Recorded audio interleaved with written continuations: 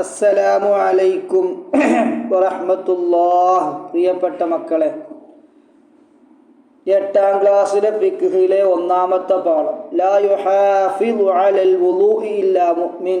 വിശ്വാസിക്ക് അല്ലാണ്ട് വുളൂ കൃത്യമായി പാലിക്കാൻ കഴിയില്ല. അതിൻ്റെ തദ്രീബാത്താണ്.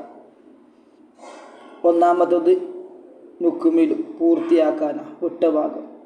ശുദ്ധി ഡാഷിൻ്റെ പകുതിയാണ്, ഈമാനിൻ്റെ പകുതിയാണ്. ശുദ്ധി പാലിക്കൽ ഡാഷ് പ്രതിരോധം വർദ്ധിപ്പിക്കും, രോഗപ്രതിരോധം വർദ്ധിപ്പിക്കും. 3 ശരീരവും ആത്മാവും ഉൾക്കൊള്ളുന്ന ഡാഷിൻ്റെ അവസ്ഥയാണ് ത്വഹാറത്ത്, പരിശുദ്ധിയുടെ അവസ്ഥയാണ് ത്വഹാറത്ത്. 4 തെറ്റുകളിൽ നിന്ന് മാറി നിൽക്കാൻ ഡാഷിൻ്റെ മാറി നിൽക്കൽ ഡാഷിൻ്റെ ശുദ്ധിയിൽപ്പെട്ടതാണ്, ആത്മാവിൻ്റെ ശുദ്ധിയിൽപ്പെട്ടതാണ്. നിനുഭയ്യിനു വ്യക്താക്കാനാണ്. ശാരീരിക ശുദ്ധിയുടെ ഭാഗമായ 4 കാര്യങ്ങൾ എഴുതുക. 1 ശരീരം വസ്ത്രം എന്നിവ നജസിൽ നിന്ന് ശുദ്ധിയാക്കൽ. 2 വുളൂ ചെയ്യൽ. 3 കുളിക്കൽ. 4 തയമ്മം. ഇനി സ്ഥിരമായി വാക്യം ബോധിക്കാം.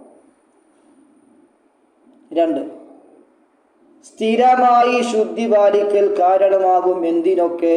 പ്രാർത്ഥന സ്വീകരിക്കാനും പാപങ്ങൾ പൊറുക്കാനുമുള്ള കാരണമാണ് സ്ഥിരമായി ശുദ്ധിയുണ്ടായിരിക്കുക എന്നുള്ളത്. പിന്നെ ജട പിടിച്ച തലമുടിയുള്ള ആളെ കണ്ടപ്പോൾ നബി കരീം സല്ലല്ലാഹു അലൈഹി വസല്ലം പറഞ്ഞത് എന്താണ്? ഇയാൾക്ക് തൻ്റെ തലമുടി ഒതുക്കാൻ ഒന്നും ലഭിച്ചില്ലേ. 4 അഴുക്കു പുരണ്ട വസ്ത്രം ധരിച്ച ആളെ കണ്ടപ്പോൾ നബി സല്ലല്ലാഹു അലൈഹി വസല്ലമ പറഞ്ഞത് ഇയാൾക്ക് തൻ്റെ വസ്ത്രം കഴുകാൻ ഒന്നും ലഭിച്ചില്ലേ. 5 തിരുസുന്നത്തുകളിൽപ്പെട്ട 4 കാര്യങ്ങൾ. തിരുസുന്നത്തുകളിൽപ്പെട്ട 4 കാര്യങ്ങൾ എഴുതുക. നഖം മുറിക്കുക, മുടി ചീകുക, കൈ ഗുഹ്യരോമം നീക്കുക, മിസ്വാക്ക് ചെയ്യുക. 6 വെള്ളം 3 വിധമുണ്ട്. ഏതെല്ലാം? തുഹൂർ, ത്വാഹിർ, മുതനജ്ജീസ്. ഏതാണ് മുസ്തഅമലായ വെള്ളം? പരിശുദ്ധ ശറയിൽ മുസ്തഅമലായ വെള്ളം എന്ന് പറഞ്ഞാൽ ഏതാണ്? വുളൂഇൻ്റെയോ കുളിയുടെയോ ഫറളിൽ ഉപയോഗിച്ച വെള്ളം. കുളിക്കും സുന്നത്തുണ്ട്, വുളൂഇന് സുന്നത്തുണ്ട്. സുന്നത്തിൽ ഉപയോഗിച്ച വെള്ളത്തെപ്പറ്റി നമ്മുടെ ഭാഷയിൽ ഉപയോഗിച്ച വെള്ളമെന്ന് പറയുമെങ്കിലും ശരീഅത്തുൽ ഇസ്ലാമിൽ ഫിഖ്ഹിൽ കർമ്മശാസ്ത്രത്തിൽ മുസ്തഅമലി എന്ന് പറയില്ല. മുഖം കഴുകാൻ, കൈ 2 മുട്ടുൾപ്പെടെ കഴുകാൻ, അതുപോലത്തെ കൈ കഴുകാൻ, അതുപോലെ തല തടവാൻ, കാല് കഴുകാനൊക്കെ ഉപയോഗിച്ച വെള്ളമാണ് മുസ്തഅമലായ വെള്ളം.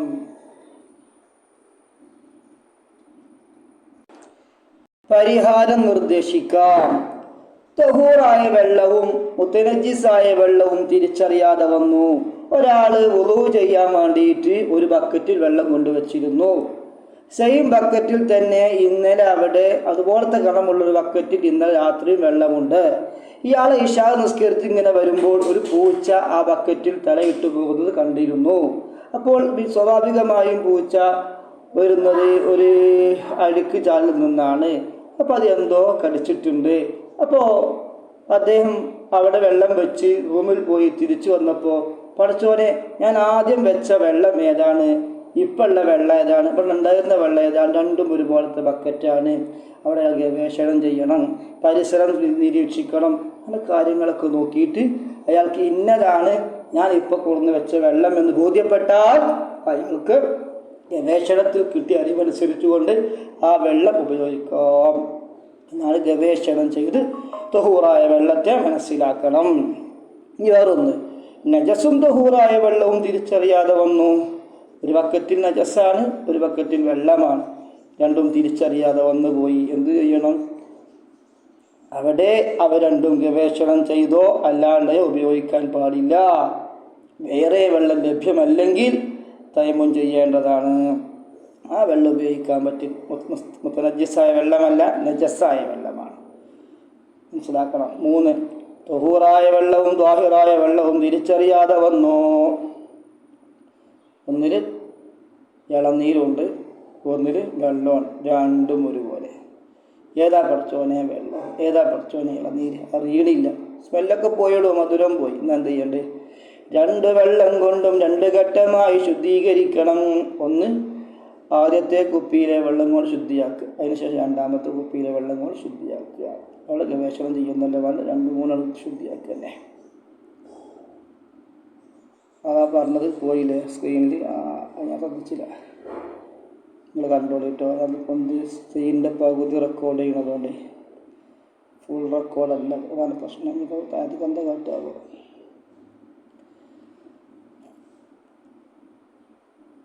അങ്ങനൊരു വിഷയം പോലെ.